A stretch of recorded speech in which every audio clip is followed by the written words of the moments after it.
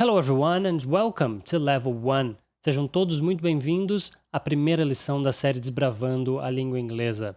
E a partir de agora eu vou começar a te mostrar por que esse idioma é, na verdade, muito mais fácil do que você pode imaginar.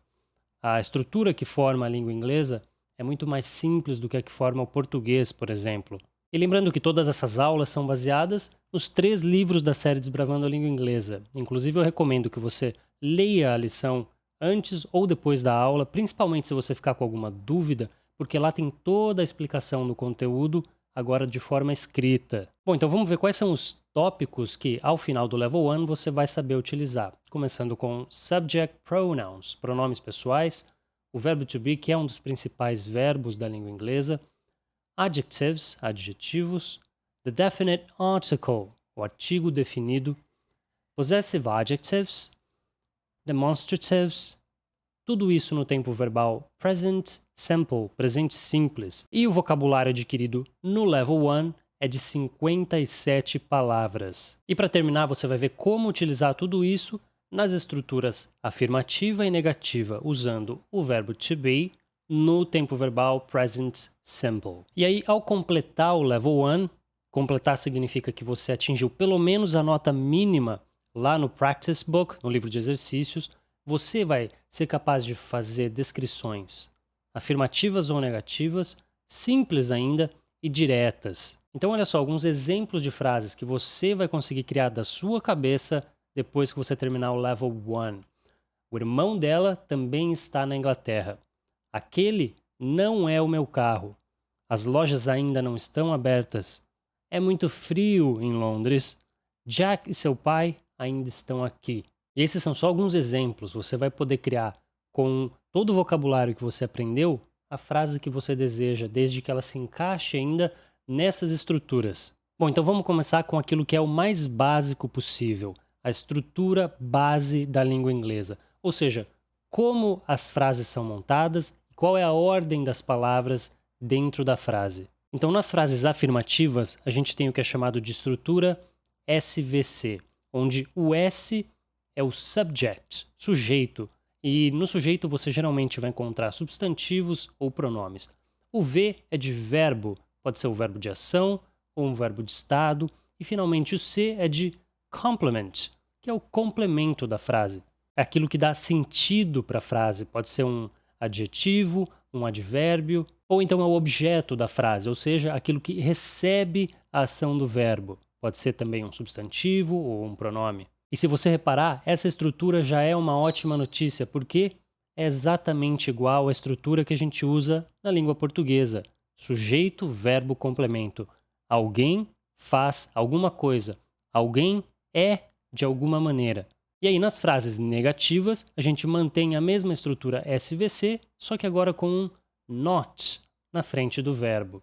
Então agora vamos começar a ver como preencher cada uma dessas 3 partes da estrutura, começando com subject pronouns, que em português são chamados de pronomes pessoais do caso reto, o que significa dizer que são pronomes que você só pode usar na função de sujeito. E assim como no português, eles são divididos em primeira, segunda e terceira pessoa, do singular e do plural. Então vamos ver quais são esses pronomes em inglês, começando com I, eu.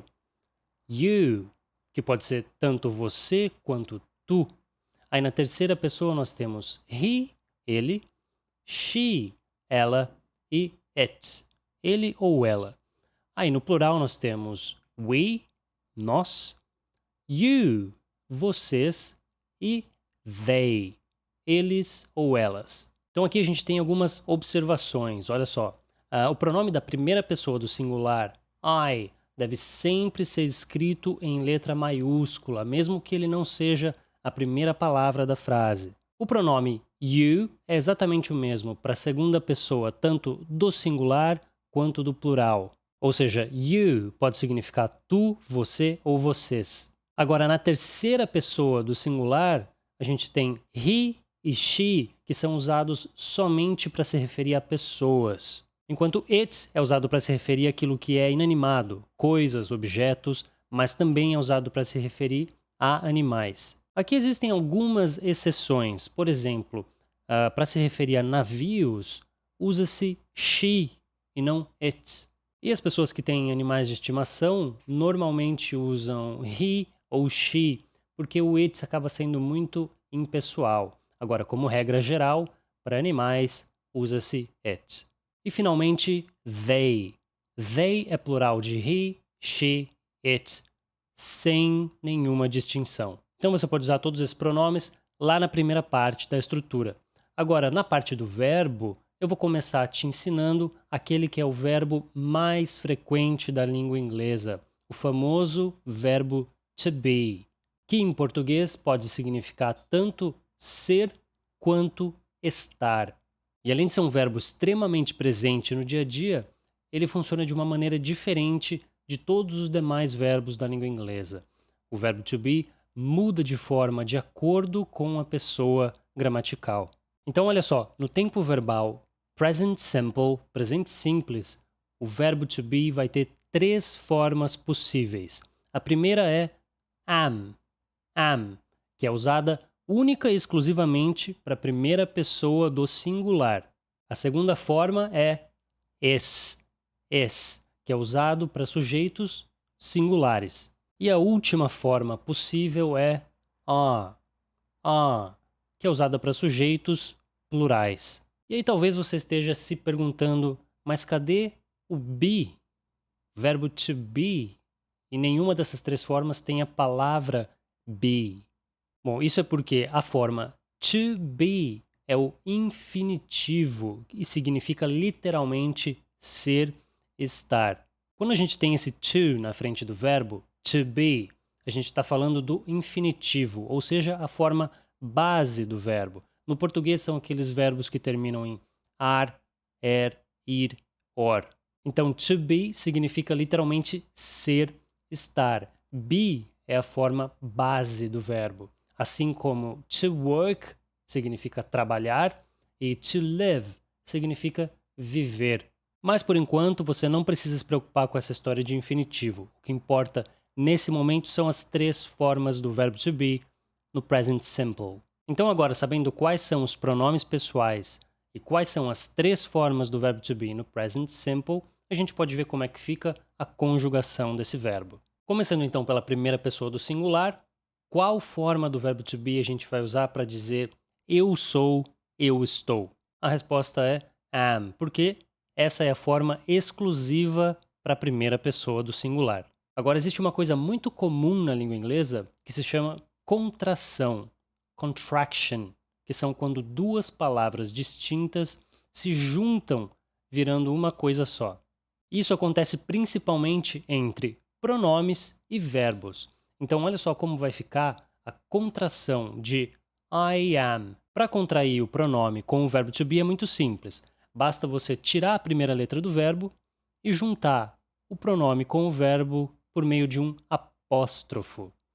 E aí, no final das contas, você vai ter I'm.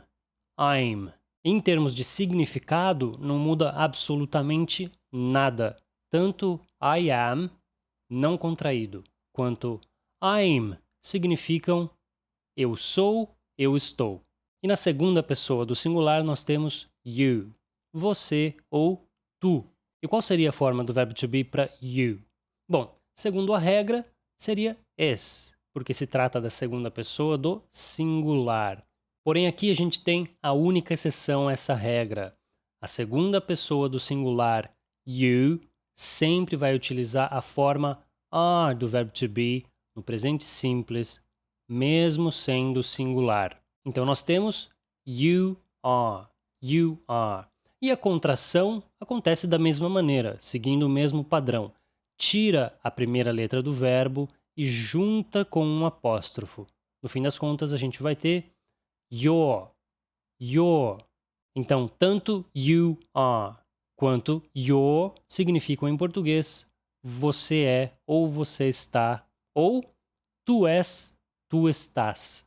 E daqui para frente não tem mais exceção. Então, a terceira pessoa do singular, he, usa a forma is. He is. A forma contraída é his. E isso significa ele é ou ele está.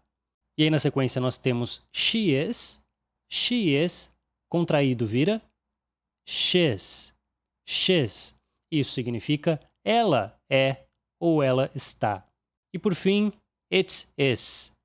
It's, que significa ele ou ela é ou está. Lembrando, para aquilo que é inanimado, coisas, objetos ou animais. E aí no plural, todos os pronomes vão utilizar a forma are. Então nós temos we are e a forma contraída we're. We're. Isso significa nós somos, nós estamos. A segunda pessoa do plural é a mesma do que a segunda pessoa do singular. You are, a mesma contração, you're. E aqui a gente tem vocês são, vocês estão. E para terminar, they are. Contraído, their. Their, que significa eles ou elas são ou estão.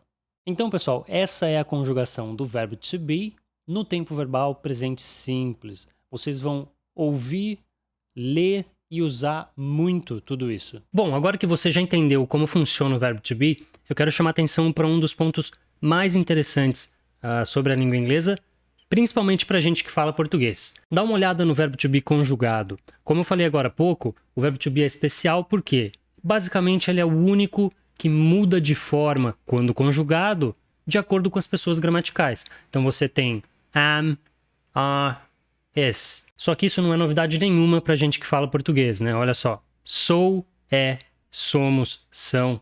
Estou, está, estamos, estão. Então a gente está acostumado com essa história de conjugar o verbo de maneiras diferentes para cada sujeito. E é aqui que entra uma excelente notícia. A língua inglesa não é um idioma onde existe esse tipo de mudança na conjugação verbal. A única exceção é esse verbo que a gente acabou de ver que está aí na sua tela, o verbo to be. Então eu vou te mostrar mais a título de exemplo como é que fica a conjugação de um verbo normal da língua inglesa, onde não acontece nenhuma dessas mudanças. Olha só, a conjugação no presente simples do verbo to work, que significa trabalhar.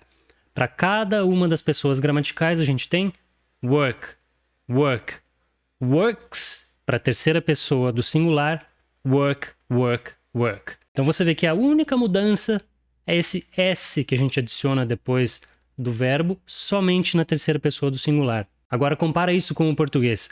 Trabalho, trabalhas, trabalham, trabalhamos.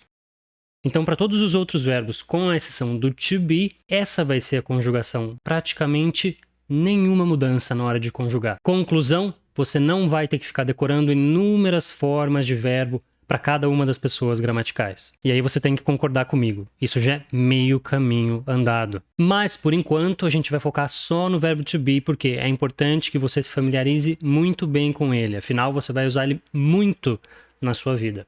O restante dos verbos a gente vai passar a ver lá no level 3.